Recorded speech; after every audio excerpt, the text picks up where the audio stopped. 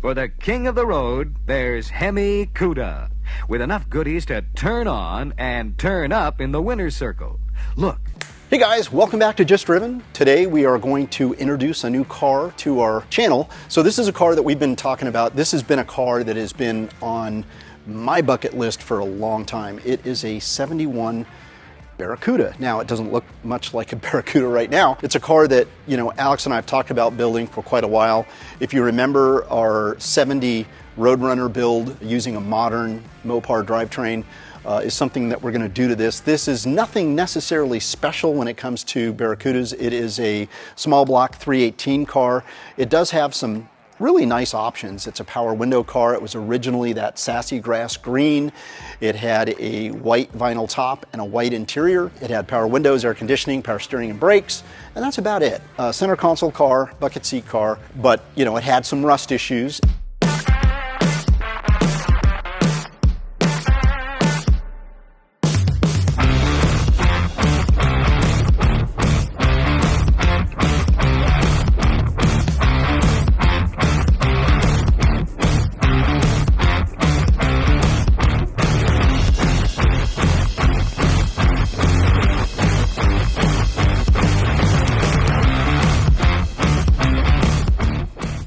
Because it gets the most extensive anti-rust treatments in the industry. And unfortunately, 71 Barracudas are extremely hard to come by these days.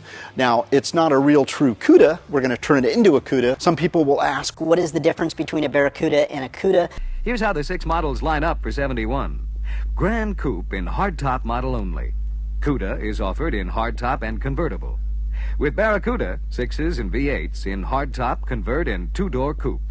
There's a full line of engines, too. All you Mopar enthusiasts, you guys know all this stuff, but I'll share it for those who don't know. And a Cuda is the higher performance version of the Barracuda. It had different fenders with gills in it. And what Mopar did when they introduced this car is they really wanted it to look like the fish, the Barracuda fish. And you could see it in the grille, you could see it in the fender gills, and those little details, in my opinion, really are what add the personality to these cars. Some people will think that a Barracuda shares a similar body line to the Challenger, the 71 Challenger. And although they do in a way, there's a lot of parts and platform parts that they share, they're really a lot different. I mean, obviously what you see, the visual effects, but also the Barracuda has a shorter wheelbase than the Challenger. It has no panels that are interchangeable on the exterior. Now some of the floor pan pieces are similar, but modifications are required to make them fit. When you look at a Barracuda parked next to a Challenger, obviously the Dodge being the Challenger and the Plymouth being the Barracuda, you could notably see a difference in wheelbase. The Barracuda is actually a shorter car. They're really hard to come by these days, and they're fetching an enormous amount of money. $1 million. We have done a 71, I think it was a 70 actually, Challenger a while back, and it now lives in Germany. The person that we sold it to just recently sold it to a new buyer. We've been sharing some communication back and forth via Instagram. That car has a new owner now, and it was a Shaker 440 car we built with a Tremec. I believe we put a Tremec 6-speed in it. I don't know, I could be wrong. We may have just put the factory 4-speed in it, but came out really, really fantastic. This car, like I said, we're gonna turn it into kind of a resto mod. Since it's nothing really to brag about, tossing the old 318 that was worn out. It was a non-runner when we acquired it. And again, this car especially had some rust issues, not so severe that it wasn't correctable, but it's what we have to live with today. There's just not a lot of these cars floating around.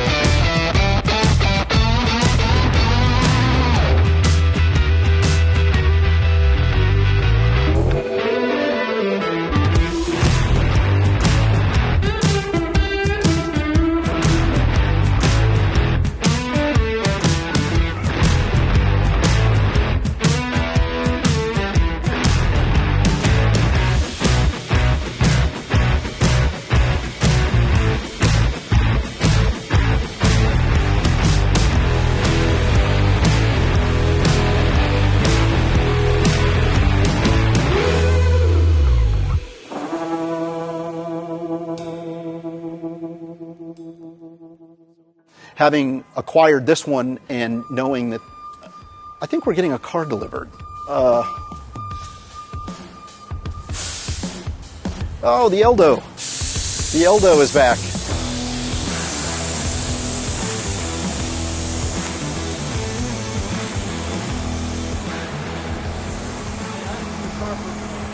I know. Look how long this sucker is. The 64 Dorado. So it just came back from the upholstery shop. We put a new top on it. Interior's complete. There's still a few little loose ends we have to sort out. It's got new hubcaps. Obviously, it's getting new wheels and new tires put on it, but it is going to wear its factory hubcaps. But 64 Cadillac Eldorado Barrett. Sick. 429 car. 64 is a great year. All right, back to the Barracuda. Sorry. I guess he's just going to drop it there. What's up, bud? How are you?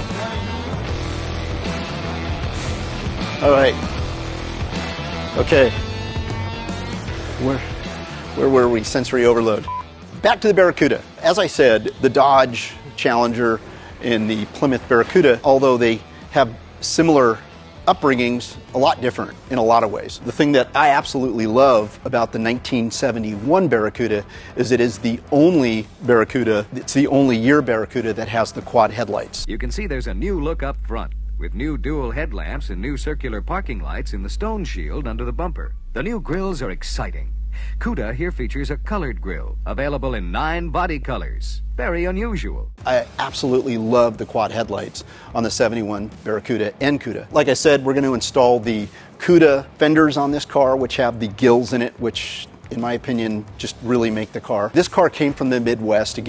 Once again, I was on eBay, and since Alex and I already had the conversation about, God, wouldn't it be cool to do a Barracuda Cuda resto mod build? That never happened. The idea is to build it similar to what we did to the 70 Roadrunner. Of course, the minute that conversation was over, I ran to my laptop and, oh, look, a 1971 Barracuda. Anyway, put a deal together.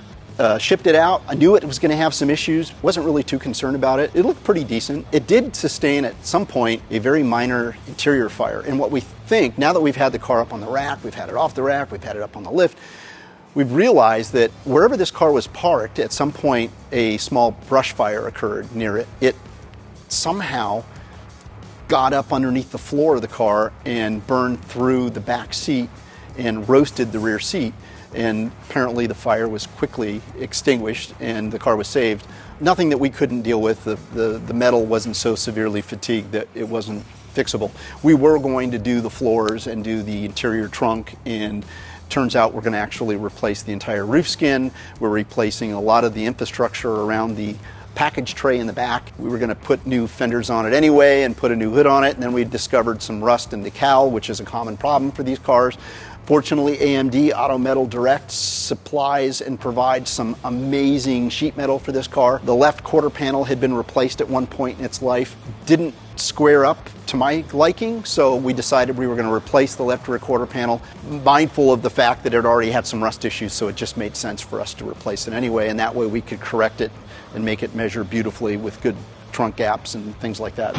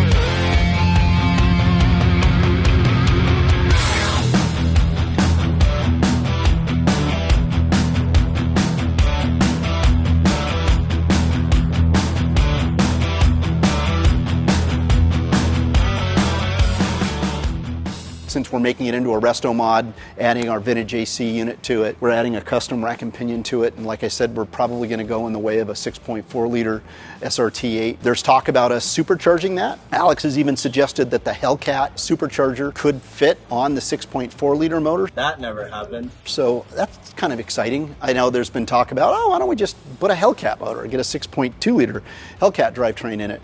But I've read some really good stuff about the 6.4, and we've had such amazing luck, and our performance is phenomenal on our 6.4 liter motor that we installed in our Roadrunner. I kind of want to do it again, especially being a much smaller platform. The slapstick T-handle with torque flight floor mounted in the console delivers. You can slam through gears thanks to a built-in shift gate, or let the transmission work automatically. The best of both worlds. A light jab on the accelerator for maximum acceleration. You know, roof skins are common to go out on these, especially on these vinyl top cars. So we've already removed the skin. It's just laying in place right now. We've got a brand new roof skin going on it. This is the quarter panel we're going to replace. We've got the cowling getting prepped to do our final spot welding. We're going to install the cowl. What we're going to do is we're going to scuff a lot of the paint on the inside of this cowl, which makes it really hard to paint once the original cap is on, and we're going to blow some paint in there. The problem right now is we're still discussing what color we're going to paint it. You know, the orange is a color I love in this model, but these things in black are stunning. So we're kind of on the fence. You know, we're talking about silvers, we're talking about grays. I have a couple more weeks to ultimately decide, what color would you guys paint this thing? Would you paint it sassy grass green? I've done it. We've got a Mach 1 up there that's similar color to it, the lime green, 71 Mach 1. We've had our GT 500 Shelby that was that green also. I'm kind of over the green thing. Again, since it's not a matching numbers car, does it really matter if we color change it? And when we color change a car, we're going to color change everything. So the floors are going to be painted, the engine bay is going to be painted. There's going to be no remnants of what color this car was originally, so I don't think it really matters. I even thought about B5 blue, you know, but we have the Roadrunner in B5 blue. We just acquired our flood damaged Challenger that we bought from Copart. You know, that's a kind of a similar B5 blue. I don't think they actually call it B5 blue. I could be wrong. I'm sure the internet and YouTube will correct me on that. Plum purple is really popular. I mean, I don't know.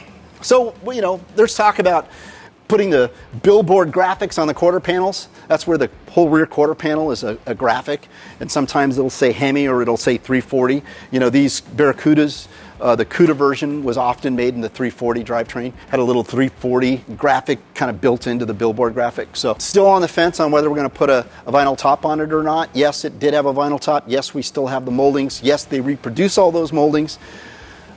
Just not sure if I'm going to do a vinyl top or not.